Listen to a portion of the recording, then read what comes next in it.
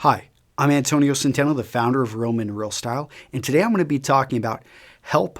I have been labeled a metrosexual. Okay, if you haven't already, make sure to subscribe. You can click on the button right above here, and that way these videos will be delivered right to your inbox. In addition, we usually put a support article right below here so you can click and read more about this. And if you enjoy this video, please like it. I appreciate it when people like it, and it lets me know really what videos people like, which ones they don't, and helps point us in the right direction so we create videos which are useful for you. Okay, this was a question that came in. I read an article in the Wall Street Journal which brought into focus something I've bumped up against in my own attempts to dress like I give a damn. With the prominence of the metrosexual archetype, people sometimes assume that a man who cares about his appearance is part of this trend, with its connotations of femininity and superficiality. I remember once when I was slightly younger and much more impressionable, a female coworker said I was metrosexual because I wore a black overcoat. I was horrified. Anyway, you may have done this already, but I thought you could do a service by doing an article on navigating the mix of cultural expectations men find when they attempt to dress decently these days. All right, the gentleman raises a good question, because if you dress sharp, if you care about your appearance, you're going to find that you're in the minority.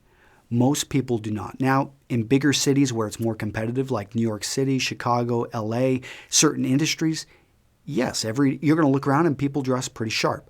But for the majority of places throughout the world, people don't, especially in this country. I live in rural Wisconsin, I know.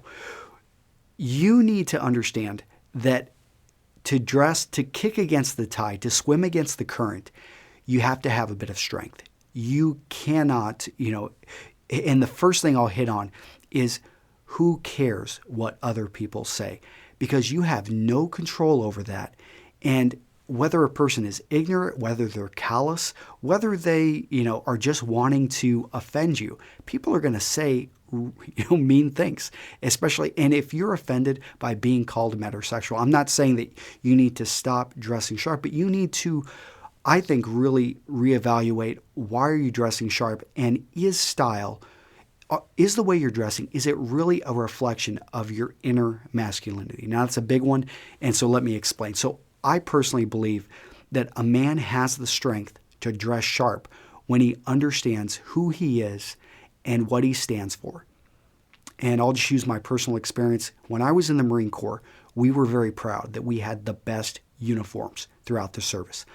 Come November at that Marine Corps ball, we spent hours preparing to get loaded and go out and party and have a great time. But no, we really, it's a big thing. The uniforms, the pomp, you are examining the placement of the medals, and this is a big deal because there's history behind it, because men have died. And this is, and I'm not saying that you have to have, that type of a background, but I am saying that think about why you're dressing. If you're dressing because you want to represent your family, then that's a strength that you need to draw upon. If you're dressing sharp because you want to put your best foot forward and you know that you want to be a successful entrepreneur, that you want to rise to the top of this company, or that you want to be the best damn shoe shine guy, out there, then you do it. And you have got to really not give a damn about what other people are thinking or saying, and be yourself. Don't be afraid to be yourself.